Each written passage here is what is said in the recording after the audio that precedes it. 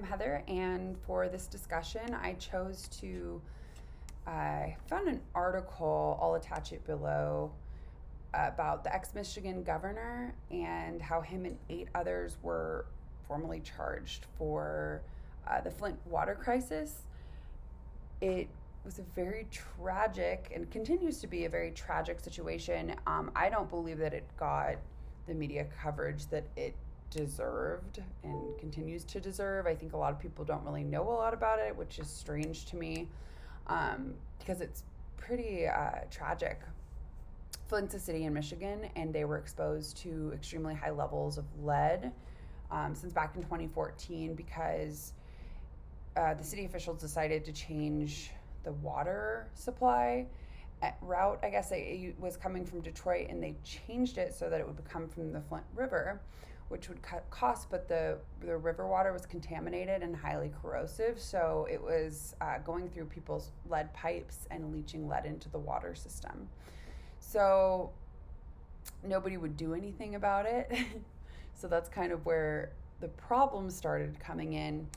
It led to outbreaks of Legionnaire's disease, which is it's a type of pneumonia, and it's caused by the bacteria in the water. People died because of it. And the charges said like at least 12 deaths and at least 80 people sickened with the Legionnaire's disease. But I mean, I'm certain that there was probably a lot more that never really talked about it. So this group is being charged with 42 counts of criminal charges related to the Flint water crisis, and the crimes range from misconduct to perjury to involuntary manslaughter, obstruction of justice, extortion. So I mean, this chapter 2, this fits right in with all of the content.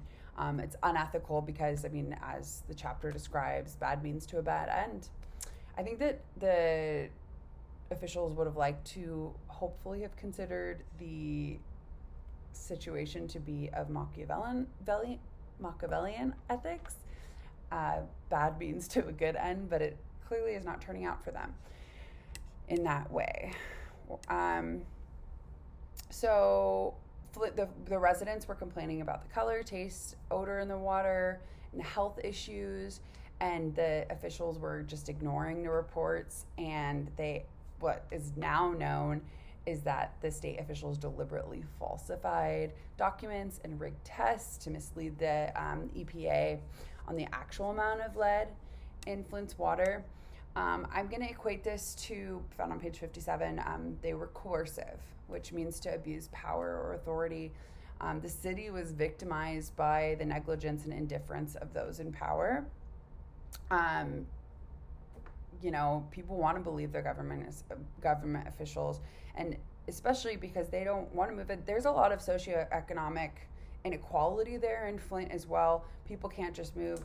And I mean, having said that too, you're making poor people who are already struggling, sick with medical bills, can't work. It's like you're making poor people poorer. So I mean, that's just another complete issue. They were deceptive. I'll actually read the definition on page 57 because they hit all the marks. The definition is willfully perverts the truth to deceive, cheat, or defraud, sends evasive or deliberately misleading or ambiguous messages, employs bureaucratic euphemisms to cover up the truth. I mean, the governor was on news channels drinking the water, trying to indicate that it was safe. I mean, I've seen documentaries on this, like, they were definitely deceptive. Secretive, they used silence and unresponsiveness. They hoarded information. They hoarded how much lead was truly in the water. They were hiding wrongdoing or ineptness. They didn't want anybody to know how terrible they actually are. Because there is a lot of people involved. I mean, having 9 people formally charged, those are just the people that are charged. So this is a huge conspiracy. It's really bad. My view,